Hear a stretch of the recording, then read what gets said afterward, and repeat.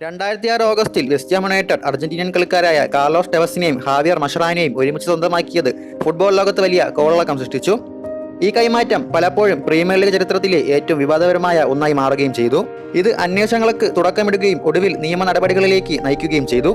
2006 transfer വിൻഡോയുടെ അവസാന ദിവസം Brazilian club കൊറിയാന്തൻസിൽ നിന്നുള്ള ഫോർവേഡ് കാർലോസ് ടെവസിന്റെയും മിഡ്ഫീൽഡർ ജാവിയർ മഷറാനോയുടെയും അപ്രതീക്ഷിത കരാർ വെസ്റ്റ് ഹാം യുണൈറ്റഡ് പ്രഖ്യാപിച്ചു. അന്ന് 22 വയസ്സുള്ള രണ്ട് കളിക്കാരും അർജന്റീനയ്ക്കൊപ്പം ലോകകപ്പിൽ പങ്കെടുത്തിരുന്നു. 2007 ജനുവരിയിൽ മഷറാന വെസ്റ്റ് ഹാം വിട്ട് ലിവർപൂളിൽ ലോണിൽ ചേർന്നു. ഹാമേഴ്സിനായി 5 ലീഗ് മത്സരങ്ങൾ മാത്രമേ കളിച്ചിട്ടുള്ളൂ. പിന്നീട് ലിവർപൂളുമായും ബാഴ്സലോണയുമായും അദ്ദേഹം വിജയകരമായ ഒരു കരിയർ നയിച്ചു. എന്നിരുന്നാലും ടെവസ് വെസ്റ്റ് ഹാമിൽ തന്നെ തുടർന്നു.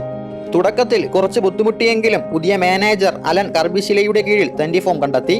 2006-07 സീസണിൽ ക്ലബ്ബ് ഒരു തരംതാഴ്ത്തൽ പോരാട്ടത്തിലായിരുന്നു. നിയമവിരുദ്ധ ട്രാൻസ്ഫറുകളെ കുറിച്ചുള്ള അന്വേഷണം നടന്നിട്ടും ടെവസിന് കളിക്കാൻ അനുവാദം ലഭിച്ചു. സീസണിലെ അവസാന 10 മത്സരങ്ങളിൽ 7 ഗോളുകൾ അദ്ദേഹം നേടി.